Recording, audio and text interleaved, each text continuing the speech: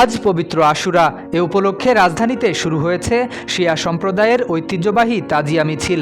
শত শত ধর্মপ্রাণ শিয়া মুসল্লির অংশগ্রহণে শুক্রবার সকাল 10টার পর পুরান ঢাকার ঐতিহাসিক হোসেনি দালান ইমামবাড়া থেকে আনুষ্ঠানিকভাবে বের হয় এ মিছিল। 4 শতাব্দীরও বেশি পুরনো হোসেনি দালানে ভোর থেকেই জড়ো হতে থাকেন ঢাকাসহ আশেপাশের বিভিন্ন এলাকার শিয়া সম্প্রদায়ের সদস্যরা। পরে নির্ধারিত সময়েই শোকের প্রতীক কালো পোশাক পরে মিছিলে অংশ নেন তারা। মিছিলকারীদের হাতে ছিল প্রতীকী আলাম, পতাকা, নিশান, বেস্তা, বৈলালাম এবং প্রতীকী ছুরি।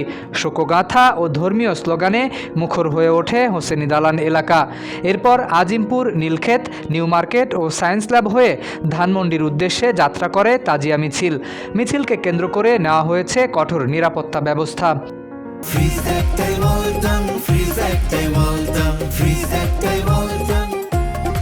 ইসলামী বর্ষপঞ্জির প্রথম মাস মহররমের 10 তারিখকে বলা হয় আশুরা।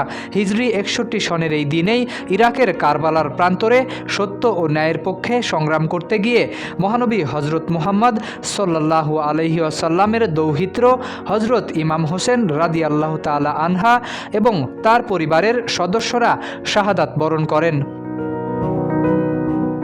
কারবালার সেই আত্মত্যাগ মুসলিম বিশ্বের কাছে সত্য, ন্যায় ও মানবতার এক অনন্য দৃষ্টান্ত হিসেবেই বিবেচিত।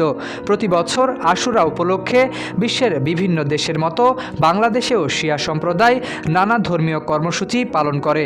আর তার মধ্যে সবচেয়ে গুরুত্বপূর্ণ আয়োজন হল ঐতিহ্যবাহী তাজিয়া মিছিল। শরীফ উদ্দিন, ইত্তেফাক নিউজ।